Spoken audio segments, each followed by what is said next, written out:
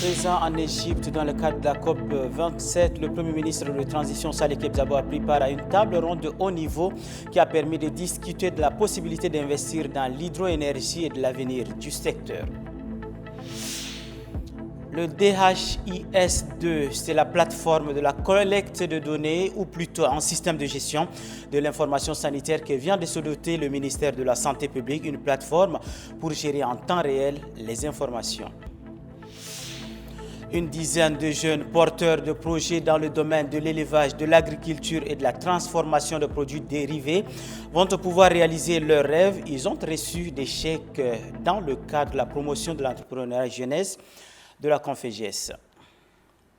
C'est tout pour le sommaire. Bonsoir à tous et bienvenue dans votre journal. Tout d'abord, sachez qu'en marge des travaux de la COP 27 en Égypte, le Premier ministre Saleh Kebzabo a été reçu en audience par son homologue Dr Moustapha Madbouli. Au cours de cette rencontre, le Premier ministre égyptien a salué la participation du Tchad à ses assises et ses efforts dans la lutte contre le changement climatique. Le chef du gouvernement a quant à lui saisi l'occasion pour demander au chef du gouvernement égyptien l'accélération du processus de la mise en œuvre du projet sur les énergies renouvelables dont l'accord a été signé en 2017.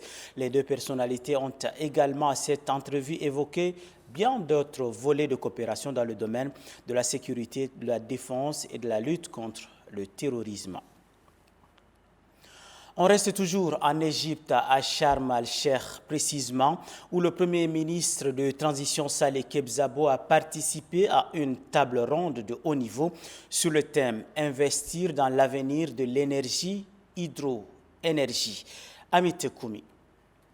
La délégation tchadienne conduite par le Premier ministre de Transition Saleh Kebzabo poursuit son séjour en terre égyptienne à la faveur de la COP 27.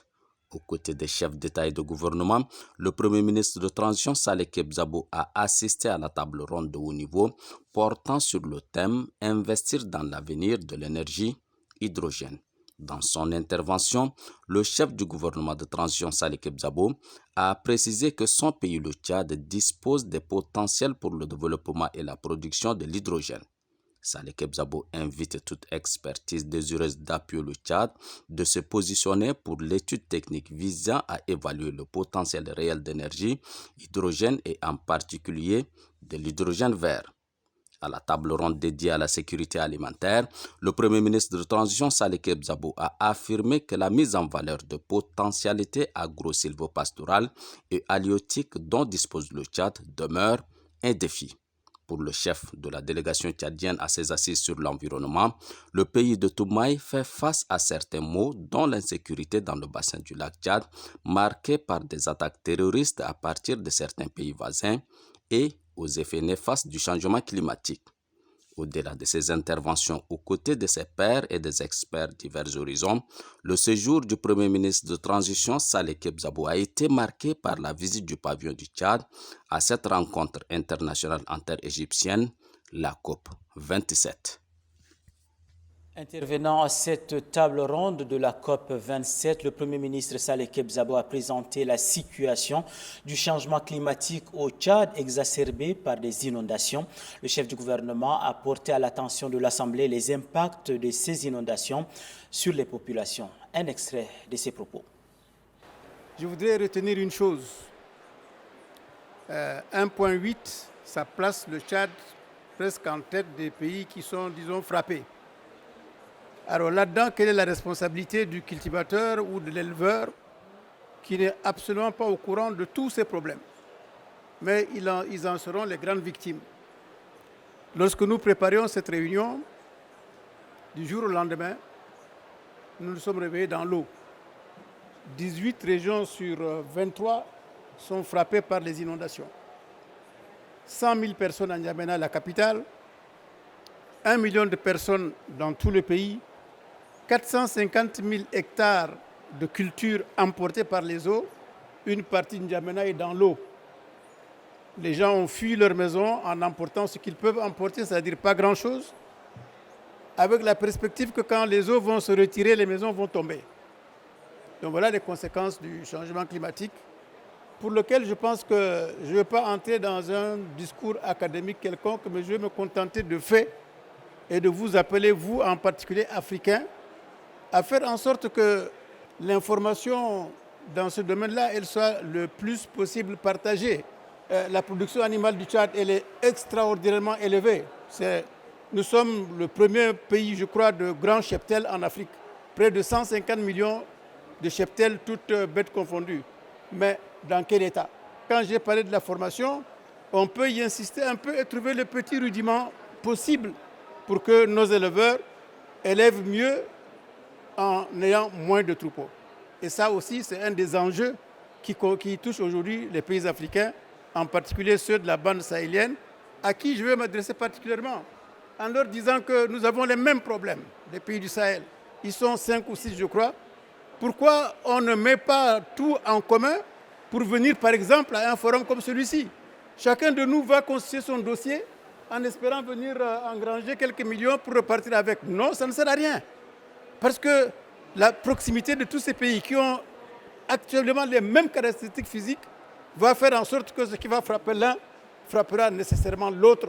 Et c'est pour ça que si on ne met pas en commun nos moyens de réflexion pour voir quand on vient dans un forum comme celui-ci, est-ce qu'on peut gérer tout cela ensemble, sensibiliser ceux qui veulent nous aider à mieux nous aider? C'est ça la mission qu'on doit se donner.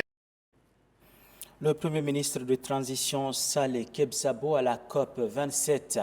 Sur place en Djamena, le ministre d'État, ministre des Affaires étrangères, des Tchadiens de l'étranger et de la coopération internationale, l'ambassadeur Mohamed Saleh Anadif, a reçu le plénipotentiaire turc Kemal Kaygisis.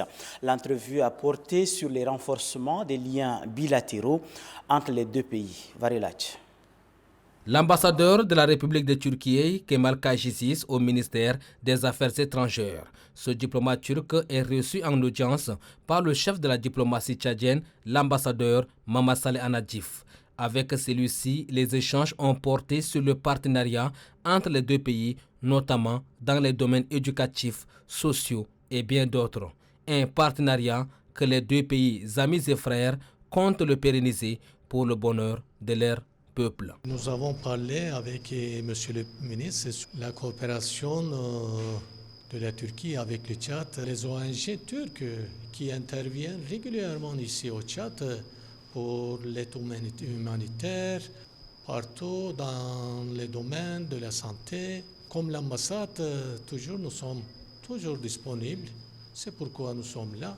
Partenaire privilégié du Tchad, la République de Turquie, par le biais de son ambassadeur Kemal Kaygisis, entend multiplier des rencontres avec les autorités tchadiennes afin de renforcer davantage ce lien de coopération.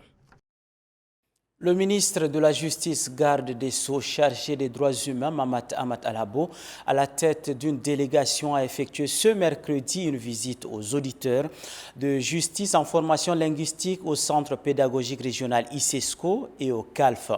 Le garde des Sceaux a fini sa descente de terrain par la visite du chantier de construction de l'École nationale judiciaire. Thomas Mandjali.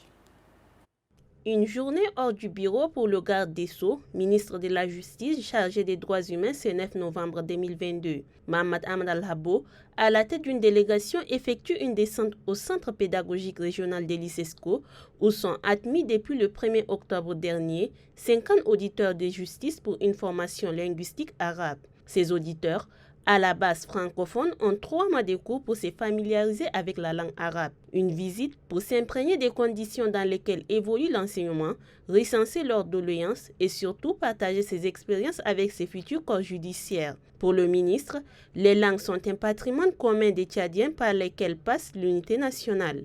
Promotion du bilinguisme oblige. Deuxième étape de la visite, le CALF, Centre d'apprentissage de la langue française, où sont admis 50 autres auditeurs, mais cette fois-ci, des bases arabophones pour 3 mois de formation en langue française. À ces magistrats, le ministre les exhorte à casser les barrières entre le français et l'arabe et d'être assidus aux enseignements afin de tirer le plus grand profit et surtout d'user de l'outil Internet pour renforcer leur apprentissage. Nous nous sommes rendus compte également que les formations dans les langues se déroulent dans de très bonnes conditions et il n'y a absolument aucun obstacle pour que, à la fin, les magistrats de type nouveau que nous vont former seront parfaitement bilingues. Pour cette dernière visite, cap est mis sur le chantier de l'École nationale judiciaire. Le ministre et sa délégation sont venus constater des visus l'état d'avancement des travaux financés sur fonds propres de l'État. Ces projets, qui a débuté en juin dernier, affichent un taux de 50% de réalisation. Il y a 2 grandes salles, un grand amphithéâtre qui sont en phase de finition, et donc le responsable du chantier nous a promis qu'à la fin de ce mois, c'est-à-dire fin novembre, le chantier sera délivré. Pour le ministre Mohamed Ahmad Alabo, ses auditeurs en formation linguistique dans les 2 langues officielles du Tchad intégreront cette nouvelle structure aux normes internationales au terme de leur formation. De cette initiative, le ministère de la Justice entend former des magistrats bilingues capables de dispenser les droits et servir la justice tchadienne sans intermédiaire. Dans le même registre, la mission judiciaire conduite par le procureur de la République Moussa Djibril Ouad à Korotoro a tenu des audiences foraines. Pendant 10 jours, les membres de la mission ont eu à travailler chacun dans un domaine précis pour auditionner les prévenus des manifestations du 20 octobre dernier. Karnouba Théophile. La mission conduite par le procureur de la République, Moussa Ouad Djibril, a mis 10 jours à la prison de haute sécurité de Korotoro pour travailler chacun selon son attribution. 10 jours de travail qui ont permis aux agents de la police judiciaire de mener des enquêtes préliminaires et d'établir des procès-verbaux qui ont été transmis au parquet. Il s'agit du procureur de la République et de 4 de ses substituts qui ont qualifié les procès-verbaux de ces prévenus. Nous sommes descendus sur lieu à la maison d'arrêt de Korotoro pour examiner tous les dossiers des personnes impliquées dans ce malheureux événement du 20 octobre à N'Djamena. Et après traitement, certains dossiers sont orientés devant le tribunal de grande instance de N'Djamena et d'autres dossiers sont orientés devant les cabinets d'instruction. Donc les juges d'instruction vont enquêter sur les faits et ils sanctionnent leur enquête par des ordonnances de clôture. Cette première phase du travail sera sanctionnée par le jugement au cours de la prochaine mission. Dans l'actualité ce soir, sachez qu'après Faya, le ministre de l'Aviation civile Hissène Tahir Sougimi s'est rendu à Amdjara. Sur place, il a inspecté l'aéroport international de cette ville construite dans le cadre du projet Mise en norme des aéroports. Après constat, le ministre s'est dit satisfait de cette infrastructure et annonce sa réception provisoire dans les jours qui suivent. Ali Mahamat Bello, reportage. Aéroport international d'Amdjaras, le voici en grandeur nature qui accueille le ministre de l'Aviation civile et de la météorologie, Hissène Tahir Sougimi. Le ministre accompagné de ses techniciens est venu apprécier cette infrastructure construite dans le cadre du projet Mise en norme des aéroports. Première étape, salon présidentiel. Rien à signaler. Tout est conforme.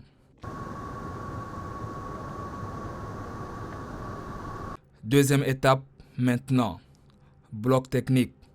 Le ministre inspecte tout dans les moindres détails, jusqu'à la tour de contrôle.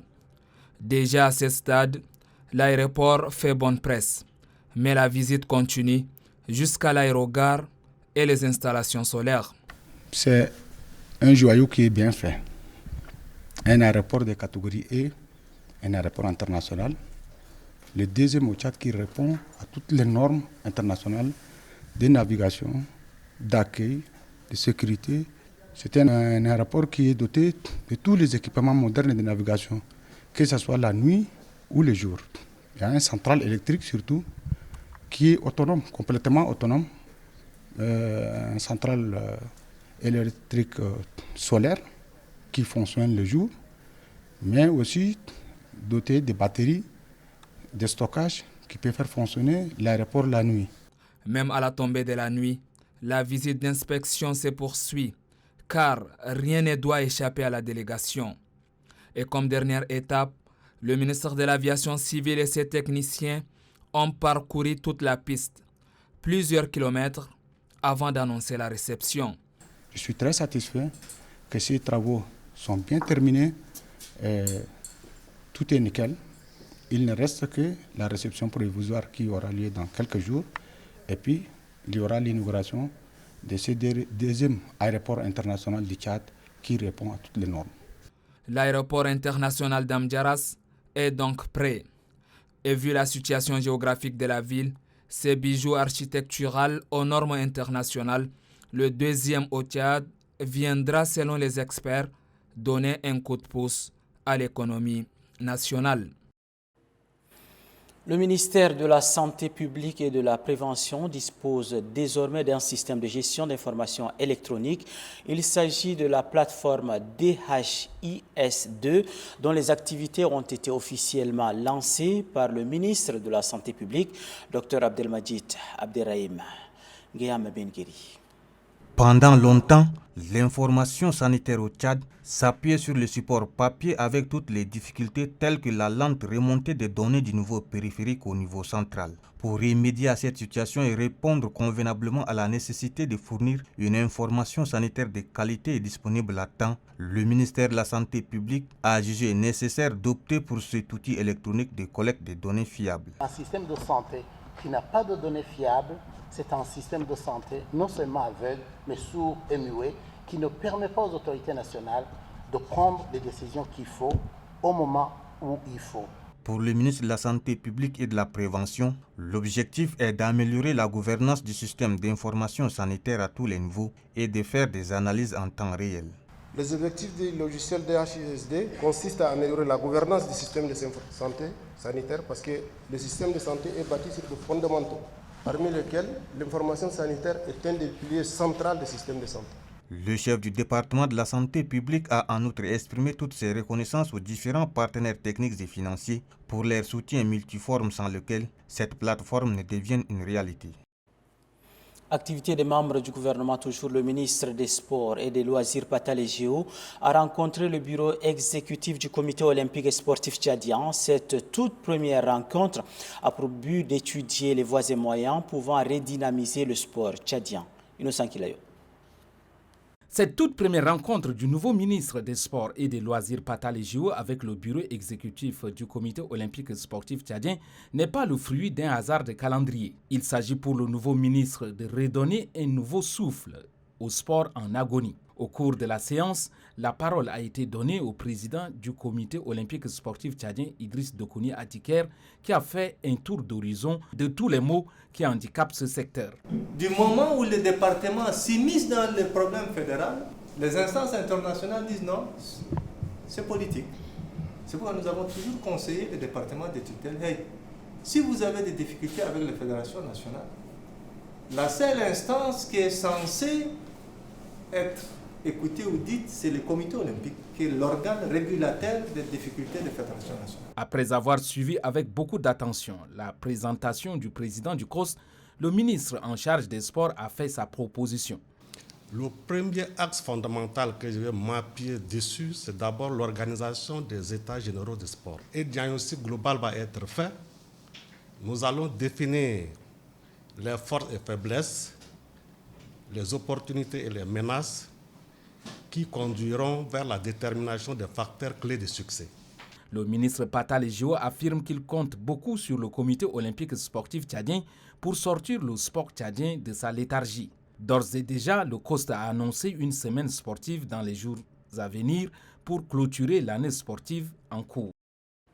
Innocent Kilayo, vous nous dites également que le ministre de la Jeunesse et du Leadership entrepreneurial, Mamat Amat Lazina, a lui présidé la cérémonie de remise officielle des chèques aux jeunes porteurs des projets bénéficiaires de la formation du programme de promotion de l'entrepreneuriat des jeunes dans le cadre de la Conféges.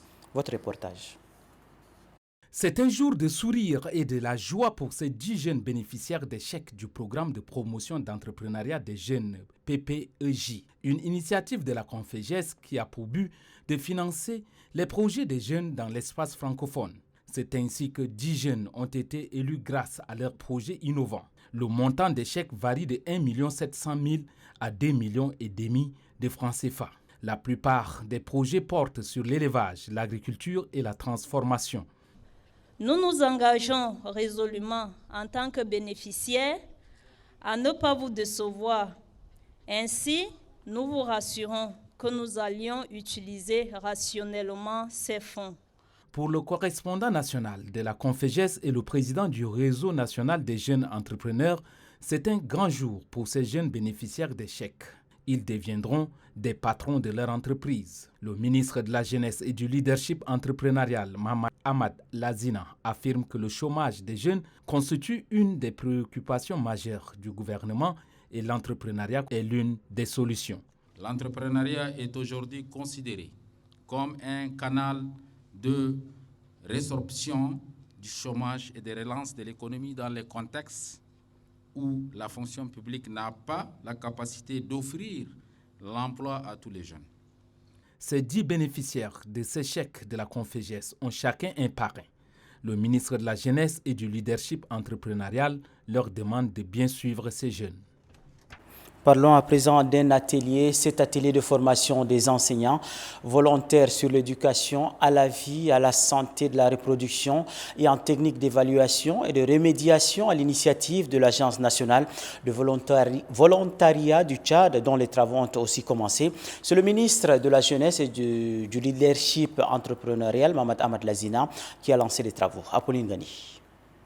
Le secteur de l'éducation est l'un des secteurs majeurs dans le processus du développement d'un pays. C'est dans cet élan que l'Agence nationale de volontariat, en partenariat avec l'UNFPA, forme 50 jeunes enseignants volontaires afin de renforcer le ministère de l'Éducation nationale en ressources humaines. Cette formation résulte d'un constat fait dans certaines localités dont le besoin est énorme. Le représentant de l'UNFPA se dit satisfait et promet que son institution fera plus dans les jours à venir afin d'apporter une solution favorable au secteur de l'éducation. L'UNFPA s'engage déjà à continuer non seulement cet appui, je dirais sans faire de fausses promesses, à doubler tout au moins le nombre d'enseignants pour l'année prochaine. Le ministre de la Jeunesse et du Leadership entrepreneurial, Mohamed Lazina, a remercié les partenaires avant de les rassurer que ces 50 jeunes enseignants seront à la disposition du ministère de l'Éducation. Mon département, à travers l'Agence nationale de volontariat au Tchad, vous soutiendront en mettant à la disposition de votre ministère les 50 jeunes volontaires enseignants qui seront formés aujourd'hui et qui seront déployés pour cette année académique. Pendant 4 jours, les jeunes enseignants seront formés sur l'éducation à la vie et à la santé de reproduction et de remédiation. La déléguée générale du gouvernement auprès de la commune de N'Djamena, Amina Kodjana, et le maire de la ville de N'Djamena, Ali Haroun, ont effectué une visite inopinée au niveau de la gare de N'Djamena, principalement à la station des bus de l'axe N'Djamena à Béché. Dans une communication, la déléguée générale du gouvernement auprès de la commune de N'Djamena a organisé une rencontre avec des syndicats des transporteurs en vue de trouver une solution à l'obstruction de la voie publique. Suivez. Je me suis fait accompagner avec M. le maire parce qu'avant toute décision, il faut d'abord avoir les données plausibles. Il faut constater. Il ne faut pas seulement rester au bureau et écouter ce qu'on me dit. Donc nous nous sommes déportés à la gare de la ville de N'Djamena. Et nous avons constaté, mais c'est amer. D'abord, ce qui m'a amené à vouloir descendre à la gare, c'est que j'ai vu les véhicules, on dit, c'est les cars de transport sur l'axe Abéché sont stationnés au bord de la chaussée. Et ils ont obstrué carrément la chaussée. Je me suis dit, mais qu'est-ce qui se passe à l'intérieur pour que tous ces véhicules-là viennent aux abords du goudron? Et effectivement, quand on est parti ce matin, il n'y a pas d'espace. La gare est occupée par des commerçants qui ont occupé l'espace de la gare. À telle enseigne que le chauffeur de bus de transport ont peur d'aller à l'intérieur de la gare. S'ils vont à l'intérieur, c'est un monde fou. Hein. Ils risqueraient de faire un accident. Et vous savez, après l'accident, il y a la responsabilité. Il y a ça. Et qui rentre dedans, il y a l'accident. Ils restent sur les abords de la route. Il y a aussi de l'accident. Et puis cet arrêté numéro 0104 de la délégation générale du gouvernement auprès de la commune de N'Djamena, la déléguée générale du gouvernement auprès de la commune de N'Djamena, arrête article 1er, le couvre-feu est prorogé dans la ville de N'Djamena de 24h à 5h du matin à compter du mercredi 9 novembre 2022 jusqu'au rétablissement de l'ordre total article 2. Les administrateurs délégués et les maires des communes sont chargés de l'application stricte du présent arrêté. Article 3. Les forces de défense et de sécurité pour la ville de N'Djamena sont chargées de veiller à l'application des termes du présent arrêté. Article 4. Le présent arrêté, qui prend effet pour compter de la date de sa signature, sera enregistré et publié partout où besoin sera N'Djamena. Le 9 novembre 2022, la déléguée générale du gouvernement auprès de la commune de N'Djamena, Amina Kodjana.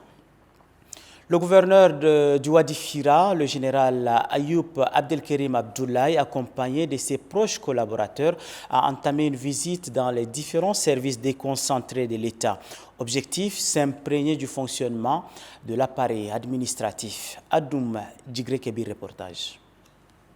L'hôpital provincial de Biltine a constitué la première étape de la visite du gouverneur du Wadi Fira, le général Ayoub Abdelkerim Abdoulaye.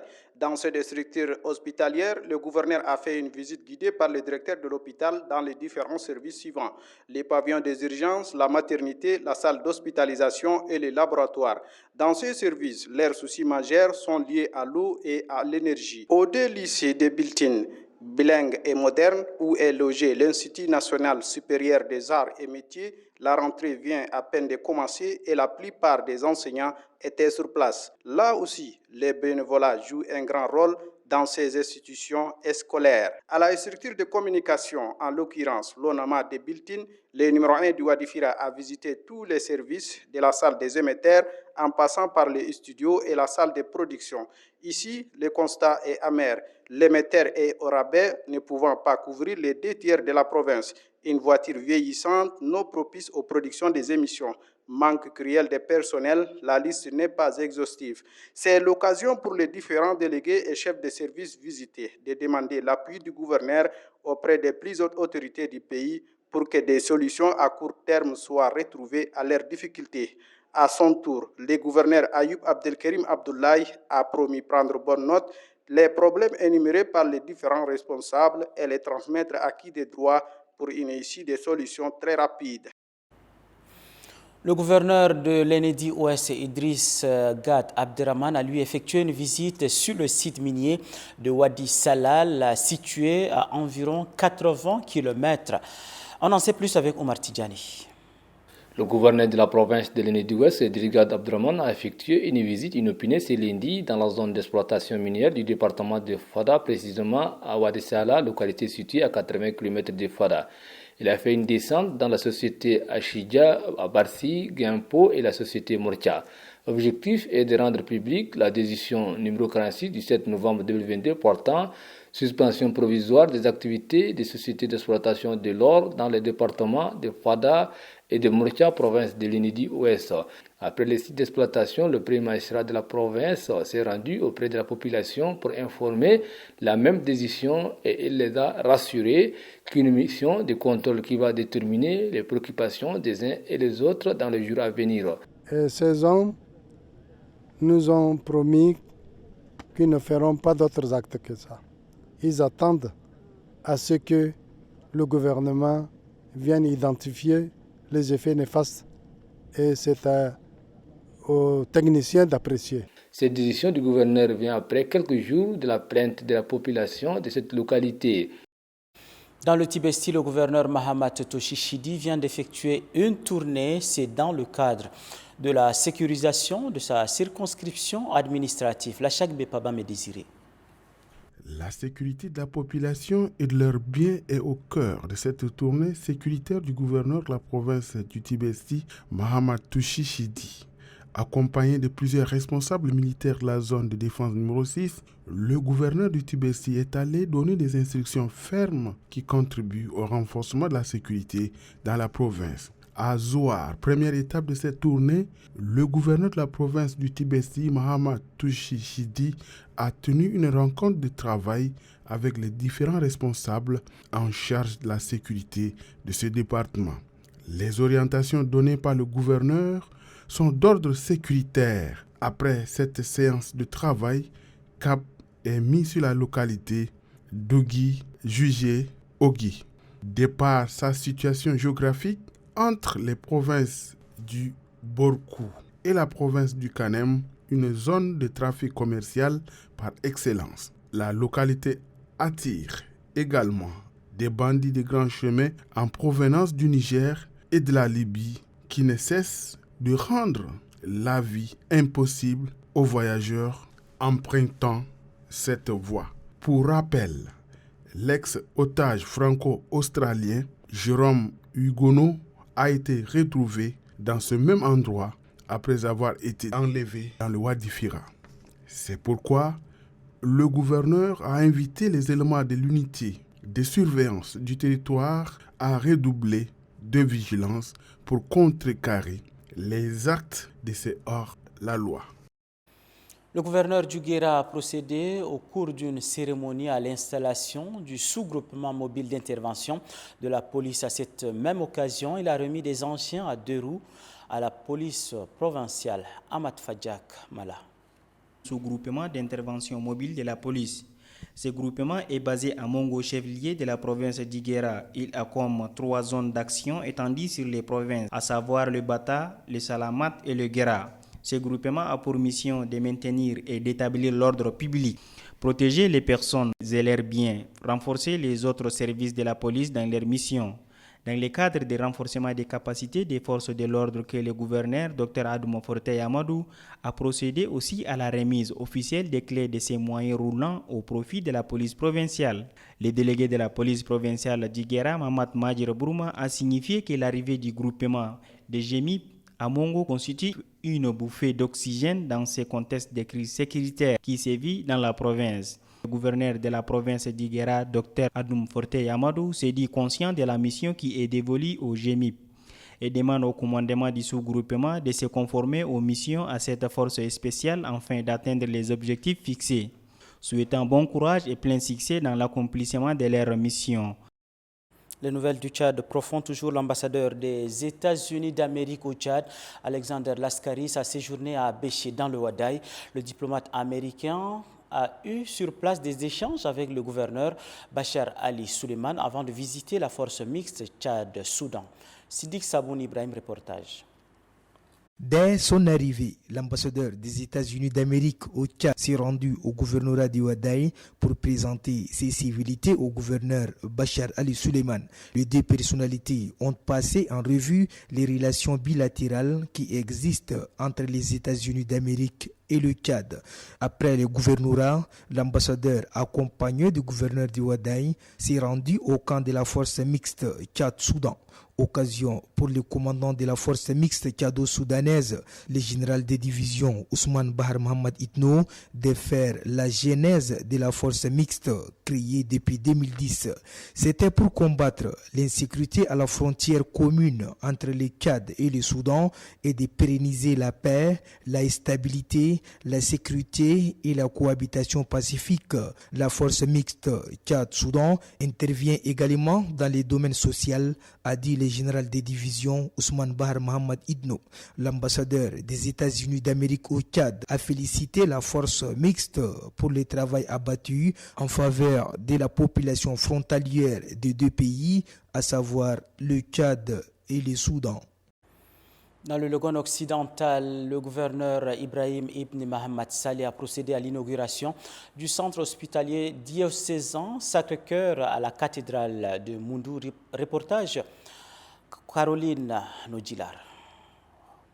Le centre hospitalier diocésain Sacré-Cœur est né du centre diocésain de lutte contre le sida, CDLS de Mundou, autrefois réservé aux personnes vivant avec le VIH-Sida. La cérémonie d'ouverture et d'inauguration a été marquée par une messe officiée par l'évêque du diocèse de Mundou, Monseigneur Joachim Kouraloyou Tarunga. La coordinatrice du dit centre, la sœur Gonsaonri Elisabeth, a dans son mot remercié les autorités pour leur appui dans l'aboutissement du projet d'ériger le CDLS en centre hospitalier. Pour le délégué sanitaire de la province du Logone occidental, Dr Ongram Kouleta II, ce centre hospitalier vient renforcer le district sanitaire de Mundou en couverture sanitaire. L'évêque de Mundou, Monseigneur Joachim Kouraloyou Tarunga, a quant à lui souligné que le diocèse de Mundou, à travers ce centre hospitalier, veut manifester l'amour de Dieu et sa miséricorde par son Fils Jésus-Christ qui compatissait avec les pauvres et guérissait les malades. Le gouverneur de la province du Logone occidental, Ibrahim Ibni Oumar Mamad Saleh, a salué le leadership de l'évêque de Mundou pour le bien-être des populations. Il a en outre exhorté les responsables en charge de la santé à appuyer et à superviser le nouveau centre au même titre que les autres formations sanitaires.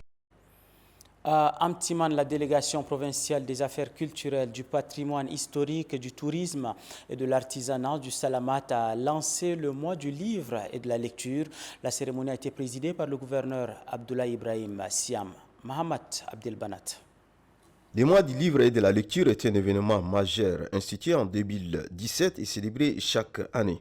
C'est un cadre qui permet de valoriser le livre et vise surtout à inciter la jeunesse à l'amour de la lecture. Le président du comité d'organisation, Laoumaï Laouré Noël, faisant référence à la diversité de la province, invite les citoyens à lire pour contribuer à l'édification d'un Tchad nouveau et refondé. Le délégué en charge de la culture, Josué Wawi Alifa, informe que l'institution de cet événement est la volonté politique des plus hautes autorités à encourager la lecture et la promotion de la production littéraire, source d'instruction et de développement d'une nation. Le gouverneur Abdoulaye Ibrahim Siam lançant l'événement. La 6e édition que nous commémorons cette année est placée sous le thème « Tous lisons pour transcender nos différences ». Le choix de ce thème n'est pas le fruit du hasard. Notre pays, le Tchad, est composé d'une mosaïque ethnique.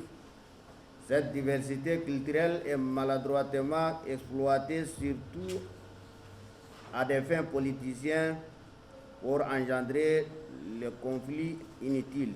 En cette circonstance, le premier responsable de la province a effectué une visite au rayon de la bibliothèque du centre de lecture et d'animation culturelle. Le gouverneur du Kanem poursuit sa visite dans les services déconcentrés de l'État à Mao. Objectif s'enquérir des conditions de travail de chaque service. Mamat Oumarwarou. La suite de la visite du gouverneur du Kanem, Brahim Seyd Mahamad, l'a conduit au service déconcentré de l'État. Il s'agit des délégations de l'élevage, des affaires culturelles, du patrimoine historique et du tourisme, et celles du commerce, de la délégation de l'hydraulique, la Société tchadienne des eaux STE, la délégation de la jeunesse et la Société nationale d'électricité. À chaque étape, le gouverneur a posé des questions pour s'enquérir du fonctionnement de cette institution et des conditions de travail des agents. Partout où il est passé, les différents responsables ont présenté des chapelets de doléances. Doléances ayant trait à l'insuffisance des ressources humaines, au manque de moyens roulants et des infrastructures, pour ne citer que les plus préoccupantes, tout en prenant bonne des différentes doléances. Il exhorte ces derniers à poursuivre leur mission en vue de relever les défis. La sécurité des personnes et de leurs biens et l'emploi des jeunes ont été évoqués par le gouverneur et les responsables des différentes structures déconcentrées de l'État. Dans le Bar El Ghazal, le gouverneur a rencontré le directeur pays du programme alimentaire mondial PAM en visite dans la province. On en sait plus dans ce reportage. Regardez. Le programme alimentaire mondial est l'une des agences des Nations Unies qui a un partenariat de longue date avec le Tchad. Mettant profit son séjour à Moussoro, le directeur pays du PAM, Pierre Honora, a eu une séance de travail avec le gouverneur, entouré pour la circonstance les délégués provinciaux. Dans son allocution, le gouverneur de la province du Bahr el-Ghazal, le général Lumhinan Soulaïna, a félicité le programme alimentaire mondial pour toutes les réalisations faites au profit des couches vulnérables. Il a ensuite fait un plaidoyer pour un appui multisectoriel en vue d'améliorer les conditions de vie des populations. Le directeur pays du programme alimentaire mondial dit avoir pris bonne note des interventions des uns et des autres. Je viens ici surtout pour voir nos équipes, voir ce qu'ils font, le travail qui est engagé, voir comment mieux les soutenir à mon niveau. Et puis aussi c'était prendre avec les équipes ici, du gouverneur et des autorités, pour voir où se situent aussi leurs besoins. Donc c'était très important de les rencontrer et puis de voir un petit peu pour eux aussi là où les axes où on devait nous orienter. Quelques délégués provinciaux se sont exprimés sur le partenariat qui lie leur institution au programme alimentaire mondial. Le directeur de la sécurité de la police nationale, Moussa Abderrahman, a lancé officiellement à la salle de formation et de conférence de la sous-direction des protections des mineurs et la lutte contre les atteintes aux mœurs et du genre, la formation de copies en partenariat avec l'Association pour la protection et solutions aux orphelins abandonnés. C'est dans le cadre du projet prévention de la prise en charge des enfants en situation difficile dans la ville de N'Djamena et ses environs, financé par l'Union européenne. Hayat Nassour, reportage. Dans le cadre des préventions de la prise en charge des enfants en situation difficile, dans la ville de N'Djamena et ses environs que COPI et APSOP, l'Association pour la protection et solutions aux orphelins abandonnés, forme les acteurs œuvrant dans le domaine. Ces assises devraient à terme permettre aux bénéficiaires de mieux s'impliquer dans la lutte contre les violences faites aux couches vulnérables. COPI travaille depuis de nombreuses années avec la sous-direction de protection des mineurs et de lutte contre les atteintes aux mœurs et au genre, ici dans la ville d'N'Djamena, pour soutenir les enfants en situation de vulnérabilité. Le directeur de la sécurité de la police nationale, Moussa Abderrahman Moussa, a remercié les partenaires et exhorte les parties prenantes. Le gouvernement du Tchad, sous la clairvoyance de son Excellence le général Mohamed Idriss Déby Itno, accorde une priorité à la protection de l'enfant. Je vous demande à tous les participants de suivre avec une grande attention les différentes thématiques qui seront développées. L'Association pour la protection et solutions aux orphelins abandonnés APSOP a réalisé plusieurs actions en matière de protection de l'enfance, à savoir soutenir les enfants en situation de vulnérabilité et une forte collaboration avec le service de la direction de la protection des enfants. Parlons à présent d'une maladie, le paludisme. Le palu prend de l'ampleur en cette période de crue. Une de nos équipes a fait le tour de quelques hôpitaux de la capitale. Le constat, semble-t-il, est désolant. Le reportage de Thomas Ousmane Djali. Le paludisme, cette maladie potentiellement mortelle dans les pays à faible revenu, élargit sa liste des victimes au niveau national. Un phénomène accentué par les inondations dans certains quartiers de la ville de N'Djamena. Au cœur de cette structure sanitaire Tchad-Chine, voici les scènes qui sévissent au quotidien. La douleur, traduite en plaintes et agitation, infecte l'atmosphère. Des patients admis chaque jour pour cas de paludisme. Un problème de santé publique majeur qui est la 4e principale cause de mortalité dans le monde, selon les statistiques de l'Organisation mondiale de la santé. C'est une maladie courante causée par le plasmodium, transmis à l'homme par une moustique d'Anophèle femelle. Le paludisme sévit dans les régions où les conditions environnementales lui sont favorables. C'est effectivement le cas du Tchad en cette période de la recrudescence des eaux des pluies, affirme Dr Hinim Toulazar. Ce sont ces eaux stagnantes qui favorisent la prolifération des moustiques. Au total, nous avons enregistré 1045 cas pour le mois d'octobre. Donc, nous avons 94 cas de paludisme grave. Le tableau est certes alarmant. Et pour cause, la résistance des parasites face au traitement antipaludique. Quand il n'y a pas eu une bonne observance, à la longue, le malade développe une résistance vis-à-vis d'une molécule. Et l'anémie est liée à l'hémolyse provoquée par le plasmodium dans le sang. Wazina Mamad est victime, elle aussi, de l'automédication, ce qui lui a valu 5 jours au pavillon des urgences. Je souffre de paludisme depuis presque 2 semaines. J'ai commencé le traitement avec des comprimés que moi-même j'achète à la pharmacie. Mais mon cas ne s'est pas amélioré jusqu'au jour où je suis admise au pavillon des urgences. On m'a détecté le palu, typhoïde et une anémie. J'ai pris 3 poches de sang pour y remédier et maintenant je me sens mieux. À défaut du vaccin antipaludique qui demeure jusqu'à là un calmant, la prévention reste l'outil le plus efficace des luttes. Nous demandons aux gens d'utiliser les habits manches longs. À la population d'éviter de garder des eaux dans les seaux et dans les bassins. Nous demandons aussi aux gens de curer le caniveau. Voilà des conseils qui doivent être appliqués pour tordre le cou à cette grande tueuse de l'humanité. En attendant le moment historique de disposer d'un vaccin d'éradication, la lutte appelle à un changement de comportement des citoyens, conclut Dr Hinim Toulazar. Situation à prendre au sérieux. Et c'est la fin de cette édition. Merci de votre très bien aimable attention. Prenons rendez-vous pour demain, 20h. D'ici là, portez-vous bien.